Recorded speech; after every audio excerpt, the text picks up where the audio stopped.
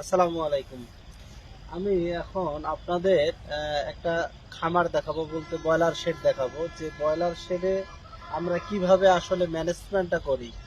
বাচ্চা যখন ছোট থাকে, যখন ব্রুডিং অবস্থায়, এই ব্রুডিং অবস্থাটায় আমাদের শেড ম্যানেজমেন্ট কিভাবে হবে, অর্থাৎ যেহেতু এখন শীতকাল, শীতকালে পর্দা ম্যানেজমেন্ট আমরা দেখব। যে আমাদের ঠান্ডা লাগলেই কিন্তু ব্রয়লারের যে রোগটা হয়, আপনারা যে রোগটা বলেন ঠান্ডাজনিত রোগ, মূলত ঠান্ডা লাগছে মানে ইনফেকশাস ব্রোঙ্কাইটিস, এই রোগটা হয়ে থাকে। নাকে পানি আসবে, এরপরে খক খক শব্দ করবে। তো এটা কিভাবে ম্যানেজমেন্ট করবেন? তো যেমন দেখাই, এই যে পর্দাটাকে দেখাই, দেখেন এর ভিতরে কিন্তু বাচ্চা আছে, বাট পর্দাটা একেবারে উপর থেকে নিচ পর্যন্ত লাগানো আছে। রাতে যেহেতু শীতকালে প্রচন্ড বাতাস বয়, এই বাতাসে যদি ভিতরে ঢোকে যায়, তখন মুরগির ঠান্ডা লাগার সম্ভাবনা থাকে। তো এই জন্য বিশেষ করে সন্ধ্যার 3টার পরে, অর্থাৎ 4টা 4:30টার দিকে পর্দা এভাবে লাগাই দিতে হবে। আর দিনের বেলা যখন সকাল হয়ে যাবে, যখন রোদ উঠবে, তখন ফাঁক করে রাখতে হবে। একটু দেখাই, এই যে দেখেন সকাল হয়ে গেছে, এখন পর্দা উঠে দেওয়া হয়ে গেছে। অর্থাৎ একটু দেখাই, একটু বাচ্চাটা দেখাই। এই যে দেখেন বাচ্চাগুলো এখানে আছে, এই যে বাচ্চাগুলো এখানে যে আছে, আপনারা দেখেন তারা হলো এখন কত সুন্দর আছে, খাওয়া দাওয়া করতেছে, চলাচল করতেছে। অর্থাৎ একটু এই পর্দাটার বিষয়ে যেটা বললাম, যে যত দিন উঠবে, যত রোদ উঠবে, এই পর্দাটা তত ধীরে ধীরে উপরের দিকে উঠাবেন। এবং বাচ্চা এটা মূলত প্রথম 1 সপ্তাহ ভাবে একবারেই আপনারা করে দিবেন, ব্লক করে দিবেন।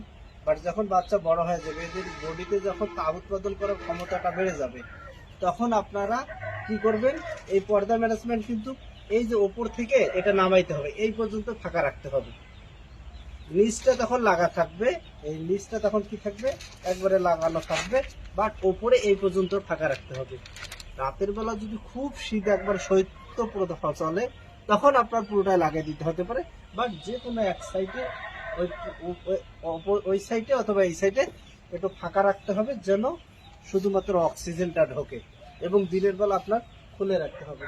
তো পর্দা সিস্টেম ম্যানেজমেন্ট যেটা বলতেছিলাম, ব্রুডিং অবস্থায় অবশ্যই আপনাদের এই বাচ্চাকে আপনার একবারে শীতকালে লেগে দিতে হবে। দিন যখন হবে তত বাড়াইতে হবে পর্দা। আর মুরগি যখন বড় হয়ে যাবে, তখন নিচে পর্দা লাগানো থাকবে, পর্দা উপরে ফাঁকা থাকবে। মনে করেন যে উপরে 1 হাত বা 1.5 হাত পর্যন্ত পুরোটাই ফাঁকা রাখতে হবে। তো এইভাবে পর্দা ম্যানেজমেন্ট করতে হবে। আর একটা জিনিস আপনাদের যেটা দেখাবো, সেটা হলো যে এই যে মনে করেন এটা শেডটা, এই শেডের সামনে, রুমের সামনে অবশ্যই আপনাকে এরকম ফুটবাথ রাখতে হবে। ফুটবাথ মানে এখানে যখন ঢুকবে, যে কাজ করবে বা যারা বাইরে থেকে আসবে, তাদের জুতা যেন এভাবে সুপ করে নেয়। এভাবে নিলে এটা জীবাণুমুক্ত হয়ে যাবে। এই জীবাণুমুক্ত জুতা করার পরেই এর ভিতরে ঢুকতে হবে। তো এই যে আমরা যখন এখানে ঢুকবো, এইভাবে জুতো সুপ করে নেব, দেওয়ার পরে আমরা ভিতরে ঢুকবো। ঢোকার পরে আমরা হলো এখন বাচ্চার পরিস্থিতি দেখবো যে কি অবস্থা। যদি সম্ভব হয়, এই যে স্প্রে, এই স্প্রে দিয়ে স্প্রে করে নিতে হবে, বডি স্প্রে করে নিতে হবে, যেন হাত পা সবকিছু স্প্রে করা থাকে।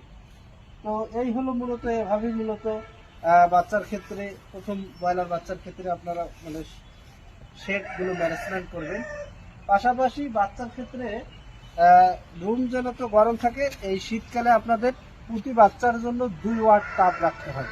যদি 1000 হয়, তাহলে 2000 ওয়াটের বাল্ব রাখতে হয়। বাট শীতকালে অনেক সময় এই বাল্ব দিয়েও তাপ মেনটেন হয় না, 90-95 তাপ আসে না। তখন কি করতে হয়, দরকার হলে আপনাকে আলাদাভাবে স্টোভারে আগুন জ্বালাইতে হবে, আগুন জ্বালায় তাপ দিতে হয়, অন্তত পক্ষে রুম যেন গরম থাকে।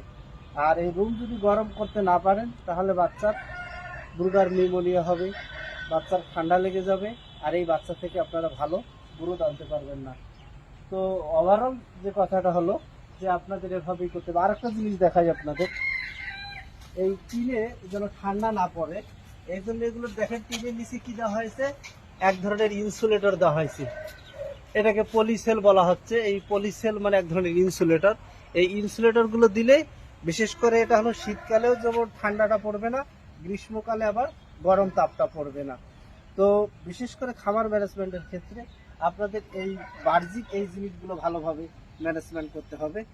তো আশা করি যে আপনারা এভাবে ম্যানেজমেন্ট করলে আপনারা সাকসেসফুল হবেন, এবং আপনাদের মুরগি ভালো থাকবে, এবং আপনারা ব্যবসায় সফল হবেন।